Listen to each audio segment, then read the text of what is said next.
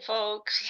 It is 4 o'clock on March 11th, and we are having a meeting of the Ely Climate Group with Bill Schnell and Art Norton from Grand Rapids, who are going to be telling us about their huge solar array and batteries. And then Hudson is going to tell us a little bit about what the plans are for Minnesota Power and what the results of any acquisition might be.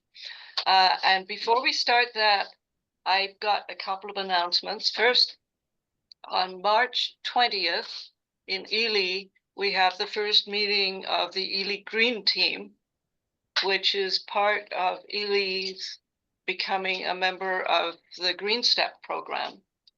And so there are 4 from various city commissions and 4 of us from our group on this team. And we will be making plans for how Ely should take advantage of all of the opportunities that Green Step presents. And there are a lot. So there'll be an update on that in April when we get together. It's too soon to make an update. Does the city council have to approve that? Yes, we report to the city council. And so that's the only local thing. The other really worthwhile thing that will be coming up soon is e-waste.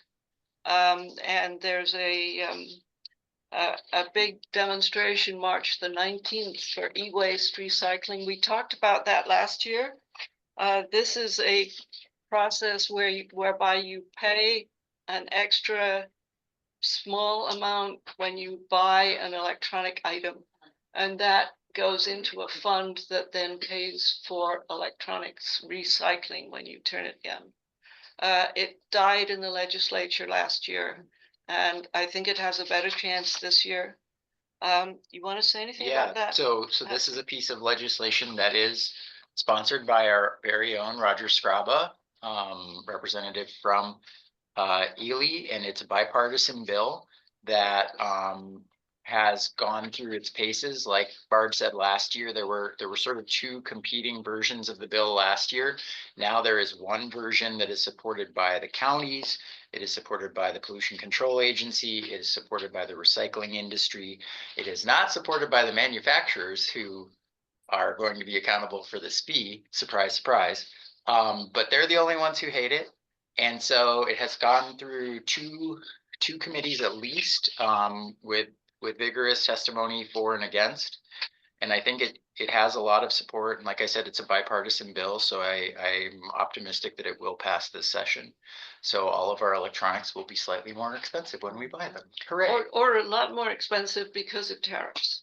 Oh yeah, the tariffs will make this seem like the least significant thing in the world. But yeah, well, the idea, especially for folks like us, is that while e-waste recycling is currently available in places like the cities, outstate counties just don't get enough money to make it worth their while. So they don't participate at the same level, and they might be interested if that was equalized, if that was made more fair. So really this is about setting up a system where there's an upfront cost and then it's distributed correctly to make sure that, like, even if you're in a county that's, 300 miles away from where the recycling center is, there's still enough funding to do the collection and to get the things to where they need to go.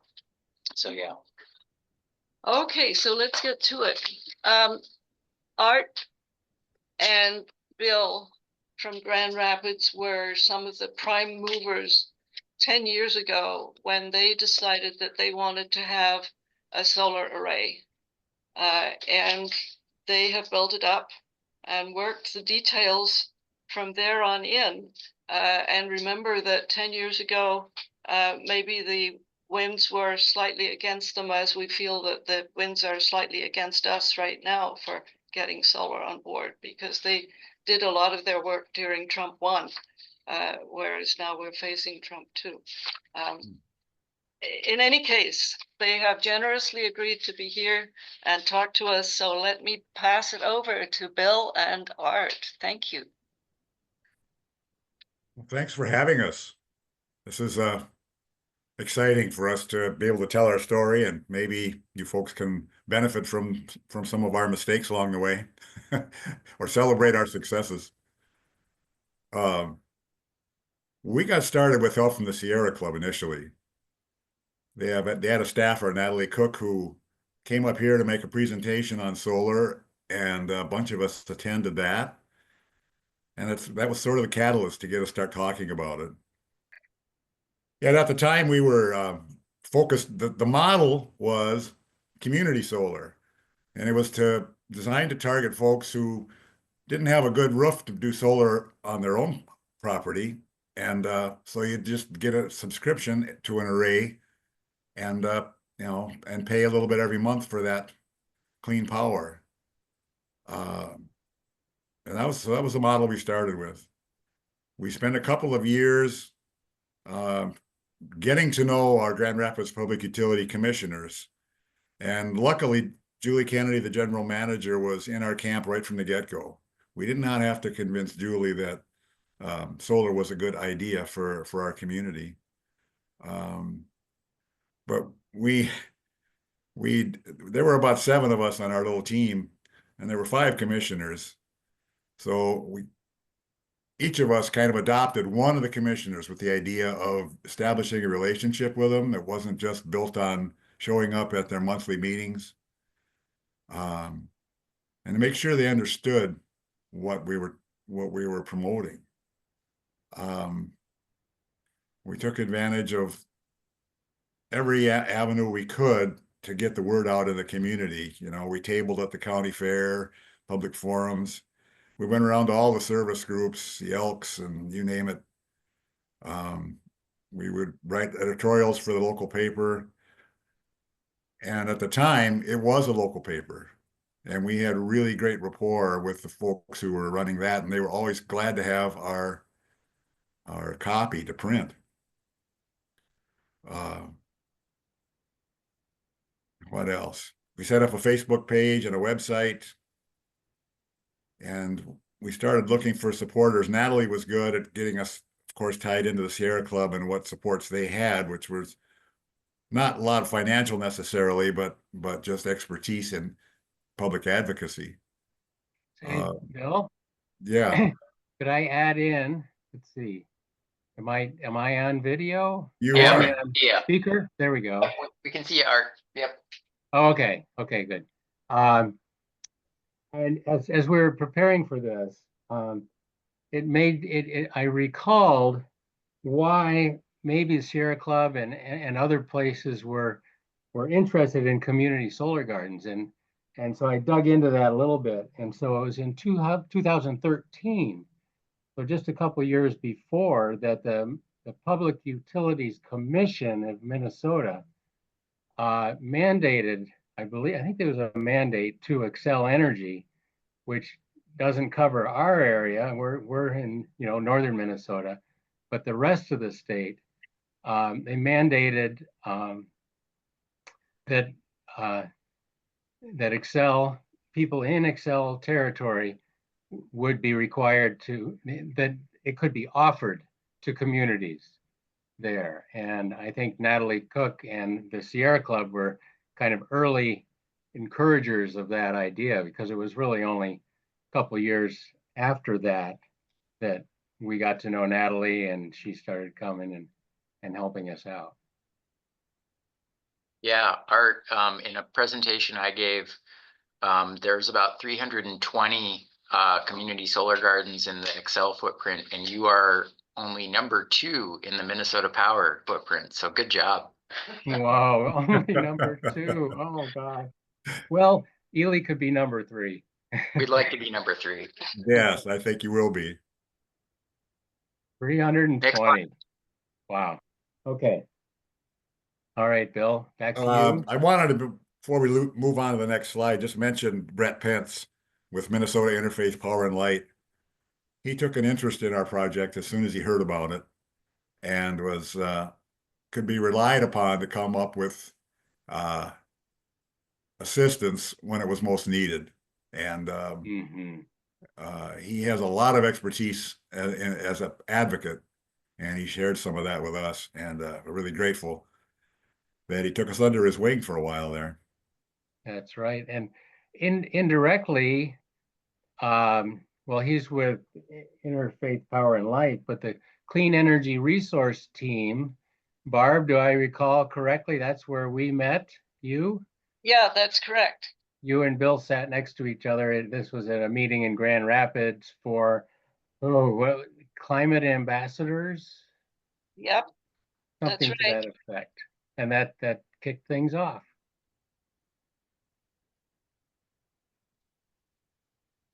Right. I think we can move on to the next slide. All right, 2018. In early 2018, Julie Kennedy and the commissioners decided that the hassle administratively of setting up a subscription-based program just wasn't worth the effort. There were some downsides to it, and people coming and going, and Julie said, well, why don't we just build this array and we'll feed the power into the grid and everybody will get a share without any paperwork at all. So that sounded good to us. Julie recognized that they needed help designing a program and went shopping for a consultant and selected Jill Clyburn with Clyburn and Associates. I think she's based out of, is it New Mexico or Arizona? And yeah, that part of the country. That part of the country. She came up and spent months with us at the start. And she had other projects in the fire too, but just to help us choose the site, number one, that was an effort. You know, there's only a limited amount of unused acreage, at least in Grand Rapids, that belongs to the city and would be appropriate. So she was a big help with that and with helping us in designing the not only the solar program, but a public outreach program to connect with the rest of the community at large. In 2018, also along the way, I think, anyway, I can't remember who first suggested that we needed a battery. Maybe it was Brett. To improve the economics of the whole project, because I don't know if you guys know about peak shaving and how important that is. We got a big education on the way that electricity is priced. And you know, if you want a lot of juice at prime time during the day when people are coming home from work and making supper or what have you, price of power can be really high. And so if you can use, and the battery storage, of course, isn't going to store a long duration amount of power, but it can shave those peaks off. And by doing that, you're making the best use of that renewable energy to save you the most money that it can. And am I right in thinking that it's just 1 or 2 hours a day, but most days that it gets used? And Yes. it's there's a very complex, well, I think it's complex. I couldn't do it, but a computer modeling program that assesses when the battery gets used and when it gets when energy goes into the batteries and when it gets sent to the grid, and that apparently has worked very well. Yes. And in 2018, we also kept up with public forums and trying to answer people's questions. And of course, the project was evolving, so we had a different story to tell as time went on. Next slide. Slide. Art, why don't you take over? Okay. So the Public Utilities Commission, or Julie Kennedy and the commissioners, put out a request for proposals to build a 1 megawatt array with battery storage. And at that point, Minnesota Power intervened and kind of almost handed it over to their lawyers and said there could be a breach of contract, and so this, I think, well, I won't I won't speak for Julie Kennedy, but a practical solution evolved, which was to let Minnesota Power take over the contracting and construction process themselves, and then pass the resulting power back to the Grand Rapids Public Utilities. And the commissioners reluctantly agreed to do that, but not without a lot of more information and talking to, at least talking to some of the local attorneys that would have had to get involved. And so there was a loss of local control and a subsequent delay in developing contract specifications. But it also, on the positive side, it put the financial burden onto Minnesota Power. Okay, next slide. Yep. And I guess that means that Minnesota Power accepted that burden. And if they did it for you, maybe they'd do it for us. That could, Possibly. because I think it has worked well. I think people at Minnesota Power are pretty pleased with how this has worked. We were sort of their guinea pig for learning how, to blend in the solar and the batteries, to manage the batteries. That's a huge deal, learning how to do that. Yeah. They have, Minnesota Power has their own solar arrays here and there. But our hope was that if they had a good experience with our project, that they might do more on their own. But I don't really think they have. Yeah. So did Grand Rapids actually put money in it, apart from maybe making the site available? That was a big Not part. directly. And then there's administrative costs. Yeah, the way solar traditionally was fun, when it was, I don't know if it's still this way or not, but at the time, to get the developer to come in and build an array, they come with their own financing. They have investors who want the tax credits that are associated with renewable energy projects. And they supply the cash up front to get the thing built. And they essentially, the developer owns the project for the first 7 years of its life. So when we get to 2028 here, the developer will bow out, and Grand Rapids or some other entity, but I'm assuming it will be the public utilities, will essentially buy them out. And at that point in time, the value of the panels and the batteries has been depreciated. So Right. it's a little better bargain at the end of the period than it would be right up front if you were just paying it, pay as you go. Yeah, so it's a 6-year depreciation schedule. Right. I have some questions. I know what 17 acres is. What are these designed? What?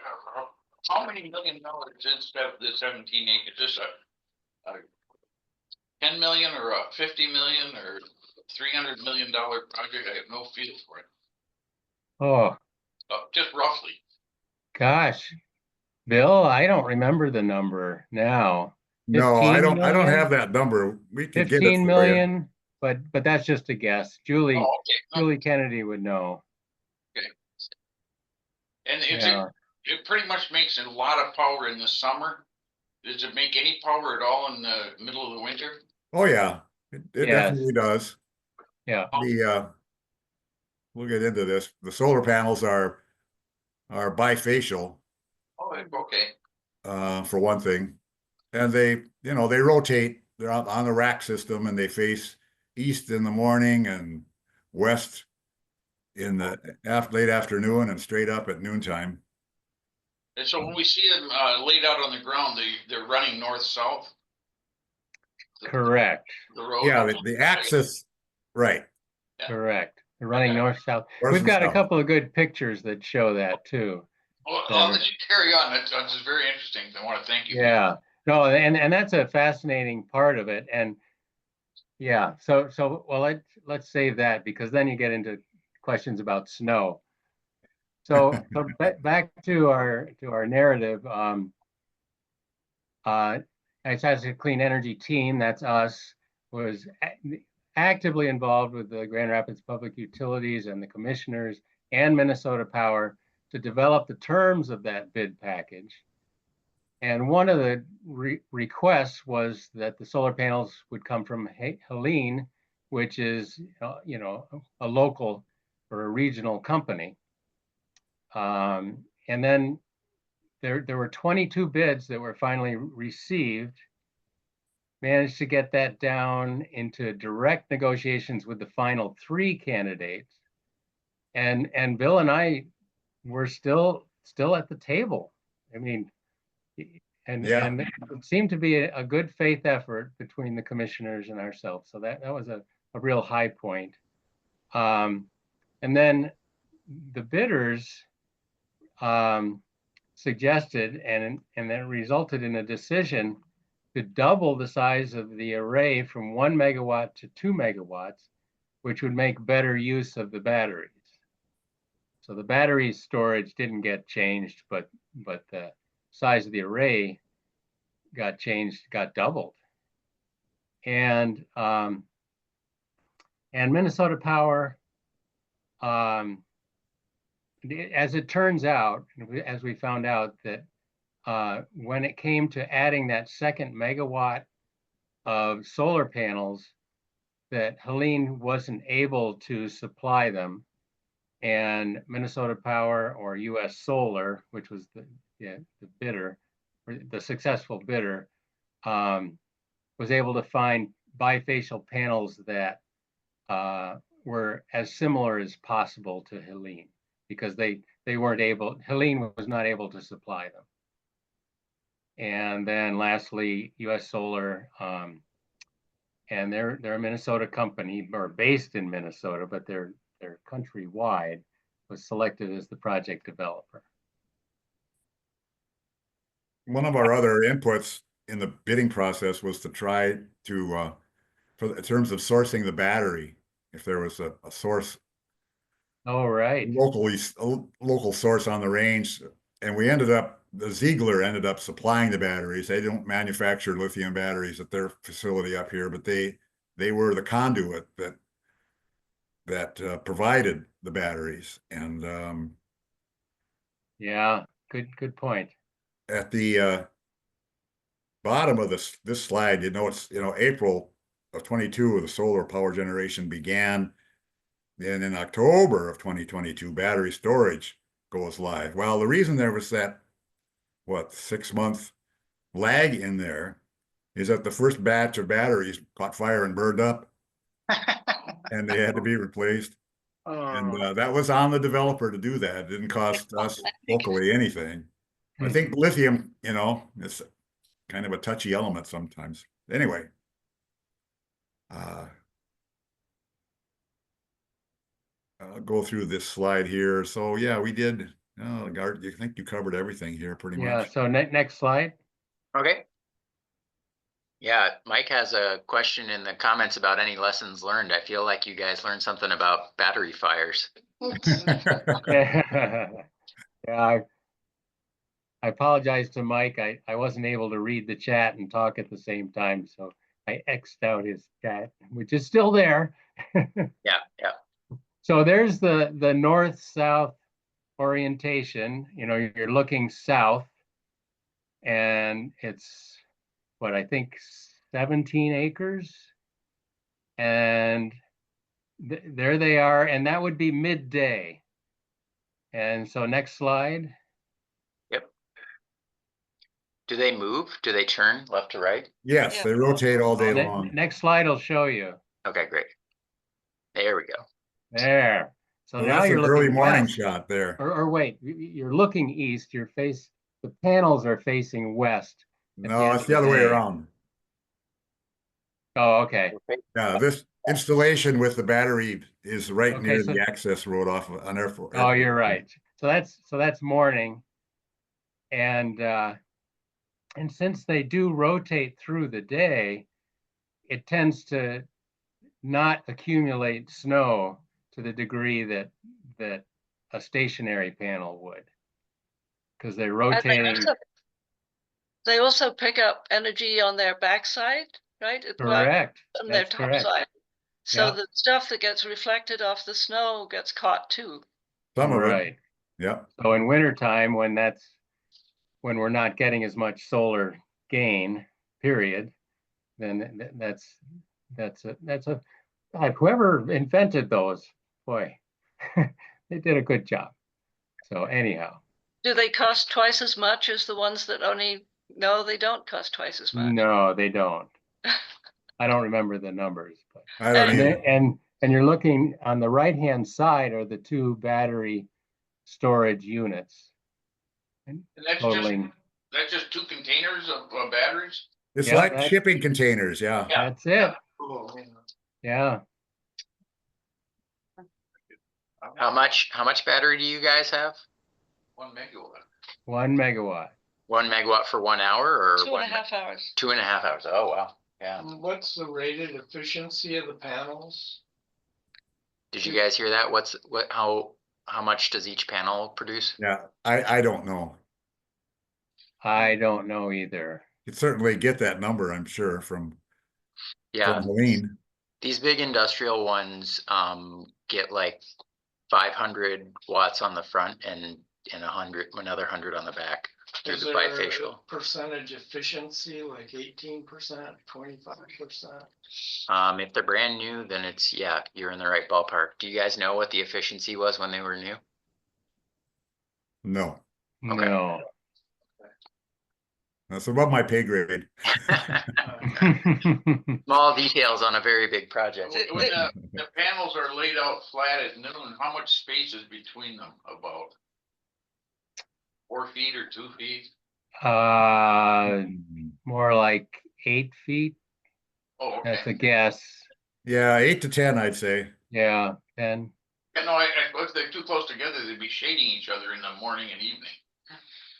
Right, right. So that's all part of their design. Have you guys gotten any sheep yet? We have a pollinator garden, Oh, okay, okay. The sheep- native plants. Yeah. Got bees instead. Well, Would it be practical to, put, in the summertime to get more energy off that backside? To, put asphalt down and paint it white? Pollinators wouldn't like that. So that might be hard on the bees, yeah. The landscape is seeded with It's- pollinator friendly natives, Yes, sounds like, okay. yes, native planting.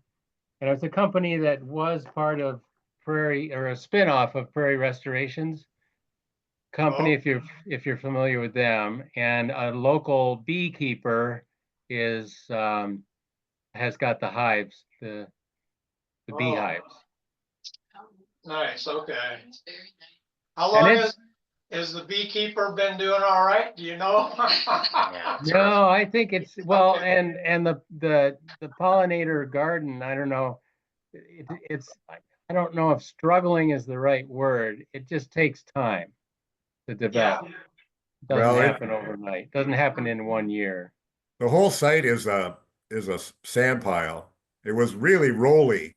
It took an awful lot of bulldozer work to flatten it out, Yeah, make it amenable to the project. And if there was any topsoil, boy, it's long gone. yeah. So it takes a long time to build that up, yeah. Yeah. Okay, next slide. Sure. So here's the end result. It's doing better than planned. 10% of the GRP use electricity. That's pretty cool, we think. And was the first of its kind up here in this part of the state. And Julie's more than willing to set up a tour for you folks, and you know, this spring once the snow is gone, which might be next week. But if you're interested in that, just let her know, and she'd be happy to set it up. Yeah, and let us know too. Yeah, I'm sure you will. But the site's very accessible. One of the nice things about it, it's right along airport roads, and hundreds of cars go up and down that road every day. So yeah, people know about it. It's probably a blessing having a lot of traffic just to keep vandalism down. You know, I could see a problem if these were off, you know, in the middle of nowhere. Yeah, that's true. yeah, And I they it think, is. I think there is quite a bit of interest in having a tour. Several people are nodding as I look around the place. So we'll be in touch with you on that, and let's maybe wait till April or May, so we won't expect snow. Yeah, Mhm. right. And maybe some of your public utility commissioners. Oh yeah, we'll invite them. Who knows if they'll come, but we'll invite them. Yeah, How big is the commission in Ely there? How many members? I think it's five members. Yeah, okay. So about same as yeah, us then. very similar. Yeah. Bill, you want me to do this one? Yeah. So this is from Brett. Thank you again, Brett, and has to do with you know, largely to do with the new administration, you know, the new politics and what might happen to the Inflation Reduction Act.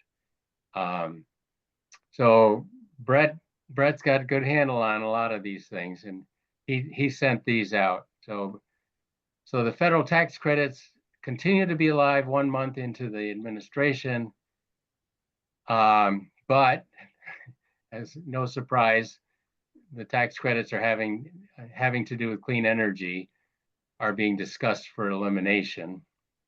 And he says some IRS staff are being cut. Maybe that was meant to be IRA staff. I do know that the IRS is also being cut, so it could be both.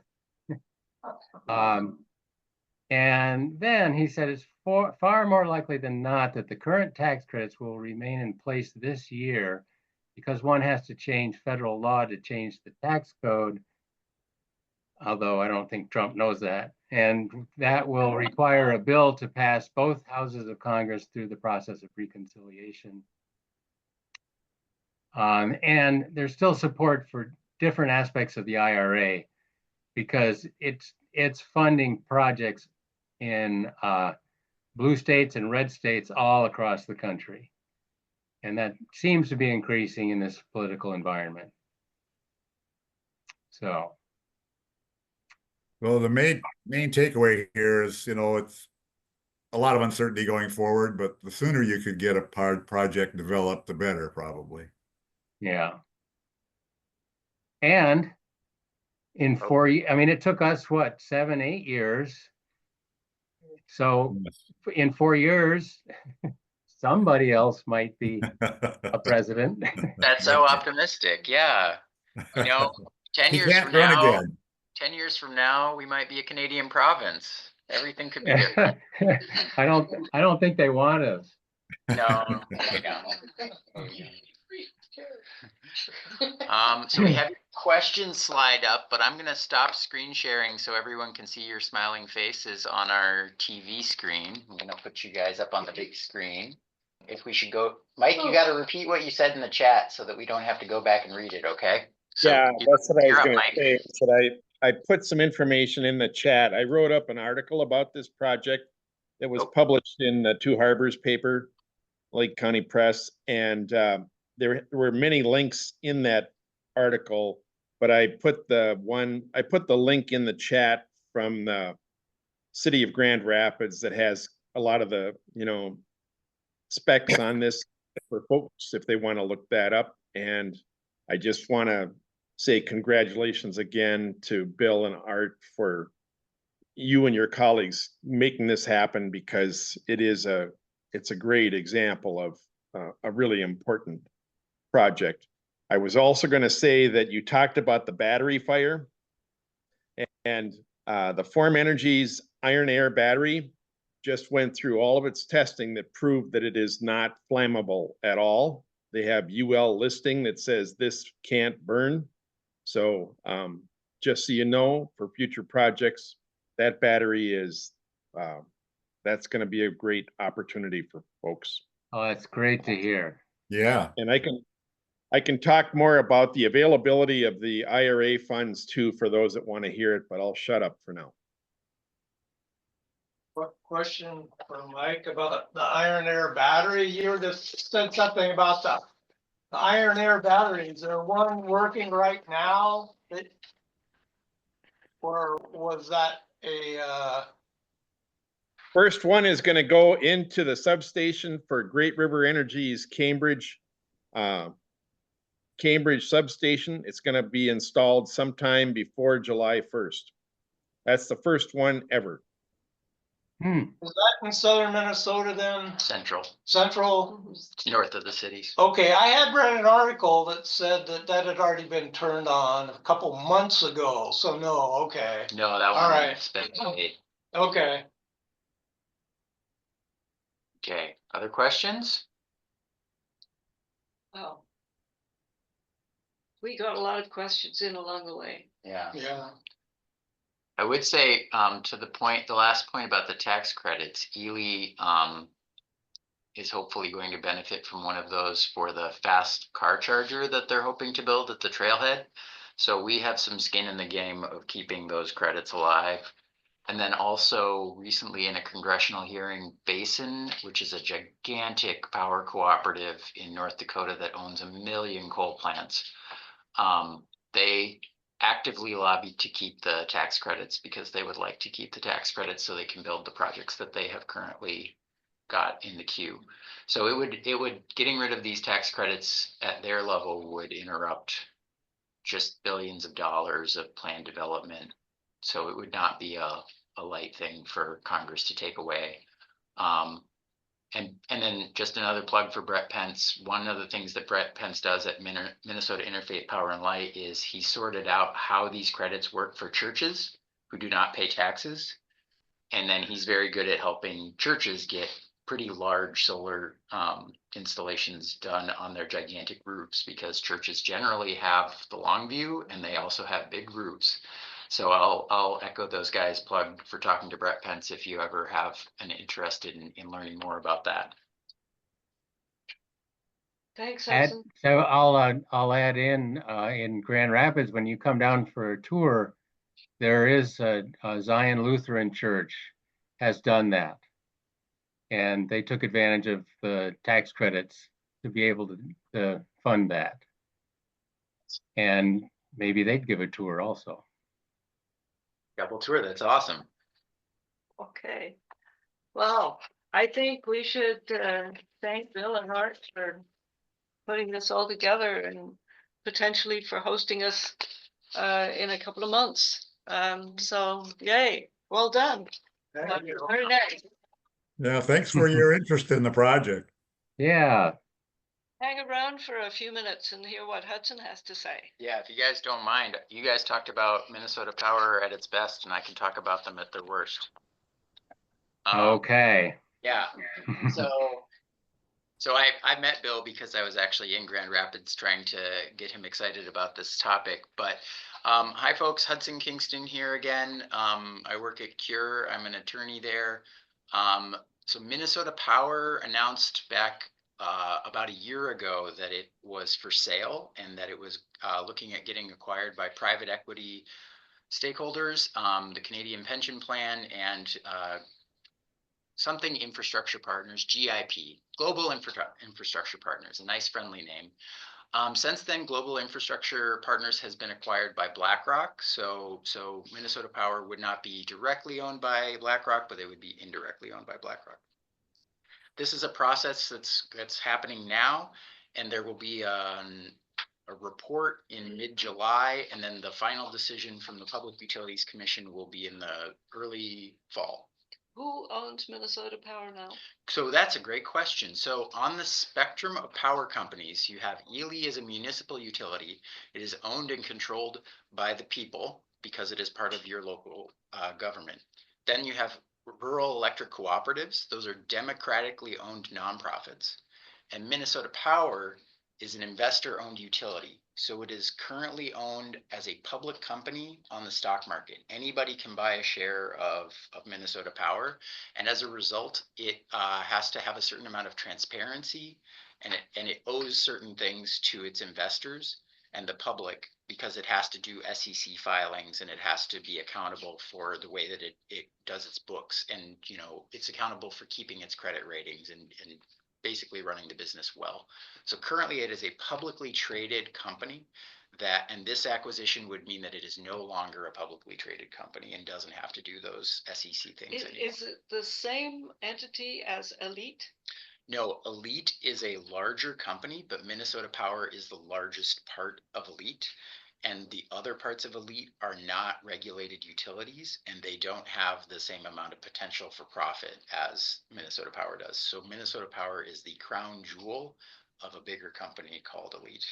But Elite would be also sold, or? Yes. Okay. So so often private equity companies like to buy big companies and then sell off parts of them, or do creative things with parts of them. So it's possible that Minnesota Power and other parts of Elite would be separated in this deal. There's no information about that, but that's a common thing that private equity does in order to juice their profits. Where does the state come into this? What type of regulation? That's an excellent question. So the state has no say in the other parts of Elite, the unregulated businesses, but because Minnesota Power is a regulated utility, they have, in order to do this acquisition to sell Minnesota Power, the Public Utilities Commission, which is an independent state agency, has to determine whether or not this is in the public interest. The exact words are consistent with the public interest. So if it is not consistent with the public interest, it will not be approved, and this deal will fall through, and $6.2 billion will not trade hands, and the stock market will go crazy for a little bit in regards to this one particular company. Now, these types of proceedings at the Public Utilities Commission are extremely rare. The last one was in the year 2000, and it was when Xcel Energy was merging with another power company, and that was approved. And now here we are 25 years later, and that's sort of the example we have to look back on historically. But these do not happen every year. Normally, utilities do not get sold because they are very stable companies that normally have a certain guaranteed profit every year, and they don't change very much. They're not very exciting. They're pretty boring, and that's why the lights stay on and your rates stay relatively stable unless you live off grid. I would just like to ask if somebody knows history of BlackRock. If there's anything to say about that. They're gonna own Ukraine. They're what? Said they're gonna own Ukraine before this is over. They invest BlackRock? very aggressively in infrastructure and other big things. The company GIP, you know, recently there was a bunch of news about this Chinese company that owned the two ports at either end of the Panama Canal. Last Tuesday, GIP bought those two ports. So the company that it wants to own Elite owns, I think, most of Malaysia's airports. It now has control, or will soon have control, over the ports in both ends of the Panama Canal, and it is interested in owning our electric utility, which most of us who live here are either customers of Ely, which gets all of its electricity from Minnesota Power, Grand Rapids, which gets all of its electricity from Minnesota Power. I'm directly a customer of Minnesota Power. And then those of you who live in Lake Country Power territory are not immediately impacted by this, but the precedent of selling this for-profit electric company could also eventually impact cooperatives as well. Cooperatives don't get sold very often either, but they're not immune to this if their boards were interested in being acquired. So, and I think in short, it sounds like they want to own the world. I mean, that's what their name reflects. Yes, Global Infrastructure Partners does want to own as much infrastructure as possible throughout the world and potentially pick it up on the cheap when Ukraine needs some money for its critical minerals.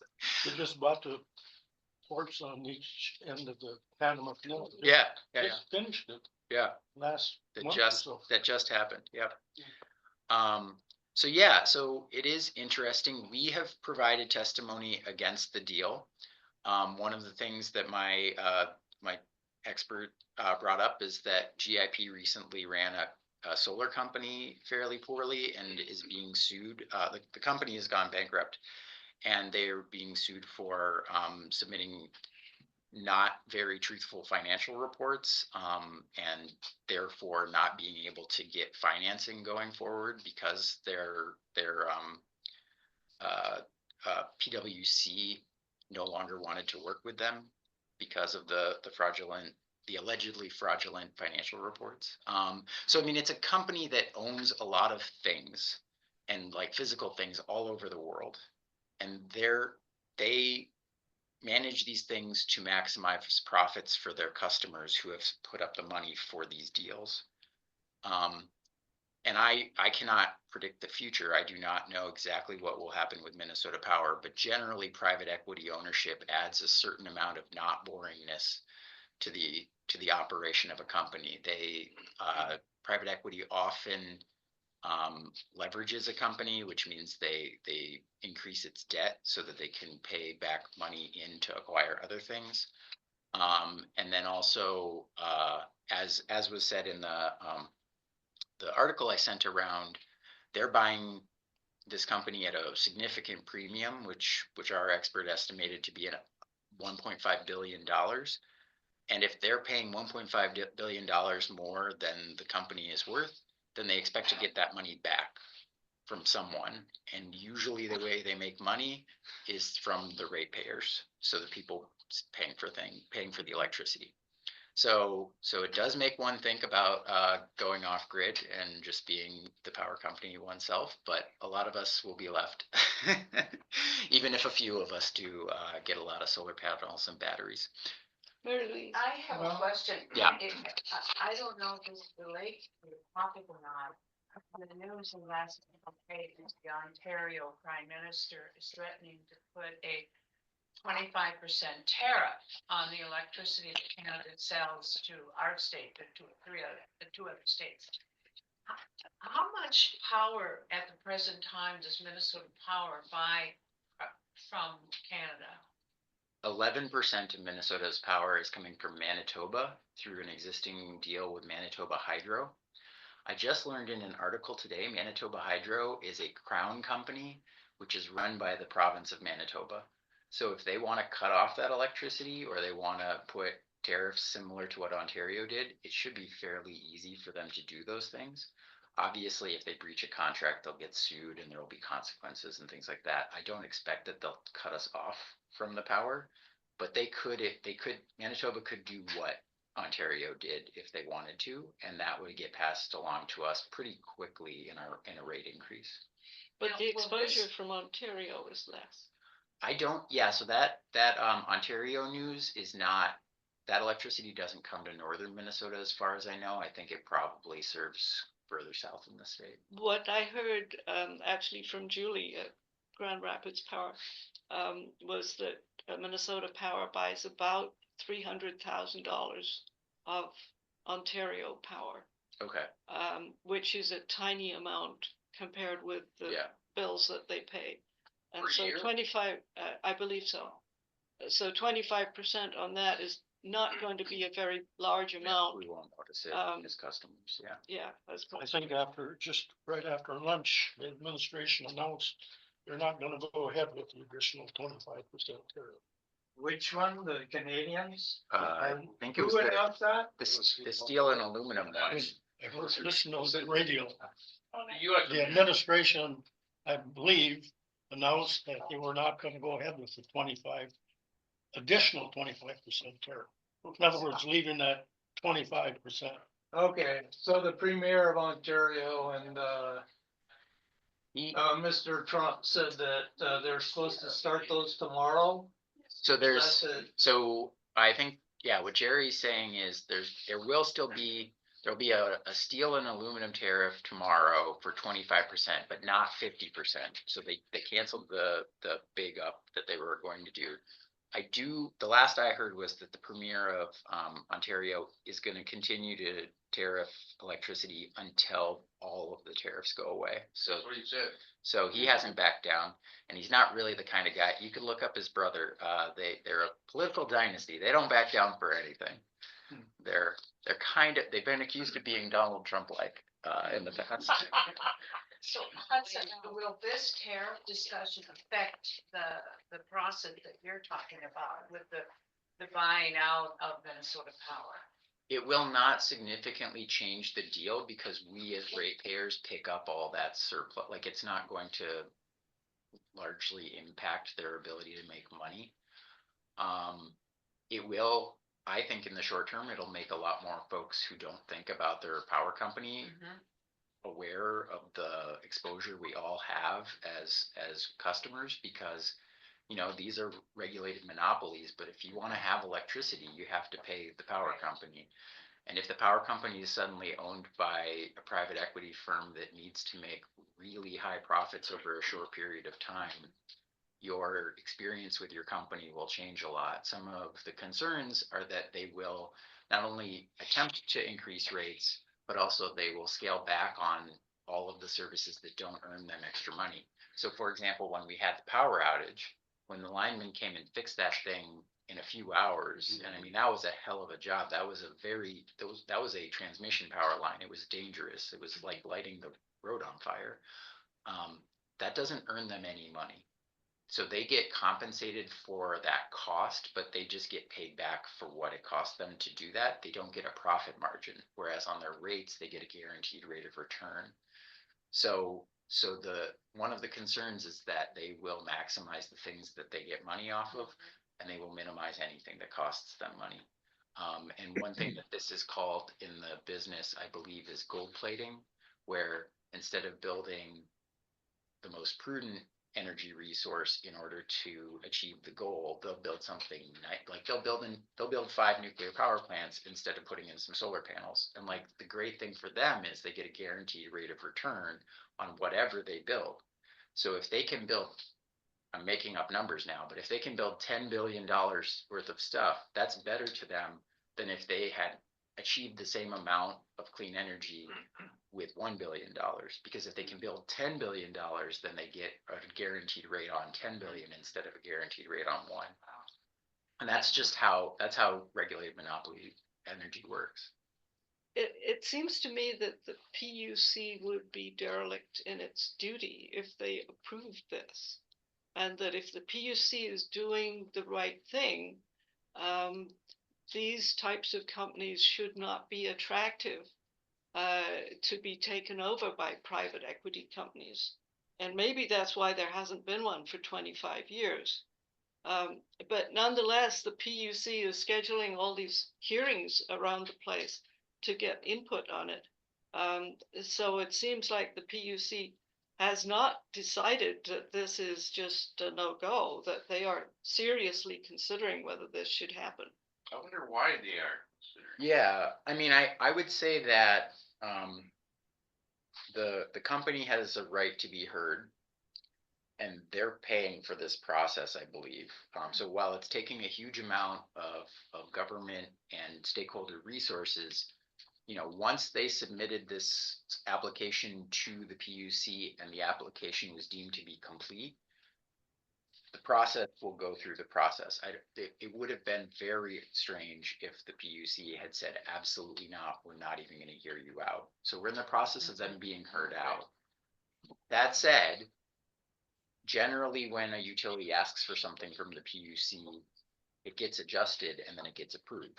So, I mean, there may be, the PUC often is looking for protective conditions to put on a deal. And I would argue, perhaps to what you just said, Barb, I don't think that there are conditions that can be placed on this deal to make it not, or to make it in the public interest. I think that this deal, we might argue, is just not in the public interest, and you can't fix it with any number of additional conditions. negotiations with the companies. They have changed their offer over time.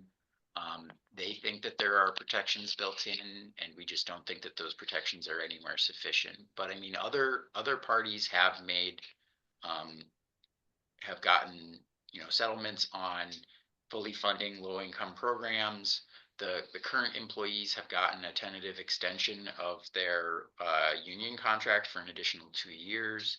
There are some things that have changed during this process, but I would say they are not, the changes and the conditions are not anywhere on the same scope as the overall deal and the harm that we're concerned about. So yeah, we're gonna continue with it. There are public meetings in the week of April 7th. And the closest one to here is in Eveleth. And I think I'm gonna go, so we can all go to the Hockey Hall of Fame and then just bop over to the curling arena. That's where the meeting is. It's from noon to 2 on Tuesday, the 8th. And then there is a virtual meeting in the evening, which is either on the 9th or the 10th. But if one doesn't want to drive to Eveleth, one can tune in over the internet as well. So yeah, I will be participating in as many of those meetings as I can. There is one in Cohasset for our friends from Grand Rapids, and I encourage you guys to go. That might be a little bit too far for me to drive late on a Tuesday night, I believe it is. But definitely would love it if you guys could go and talk about how important clean energy is in your lives. Is there some place where we can email and let people know our opinions? Yes, so resource I emailed out on the listserv earlier today has information at the bottom about how to submit a public comment. We will also be working with Sierra Club to help people be able to submit public comments. We are planning on doing a webinar to give more information about this on, I think, March 27th during the day, which I believe is a Friday. So yeah, I will hopefully remember to send more of this information to the listserv without abusing the listserv too much, but we have done an online sort of listening session, and we did an in-person event in Duluth that was well attended at the Duluth Folk School. And yeah, we're sort of hoping that folks will be interested enough to submit comments and have their concerns or their support for this deal. Or, like maybe you have a lot of money invested in BlackRock and you want them to make as much money as possible. It's entirely up to you. Wow, okay, thank you, Hudson. Yeah. It's 5 o'clock, maybe we should wind it up and say thanks to Bill and Art again, and thanks for everybody for coming, and see you next month.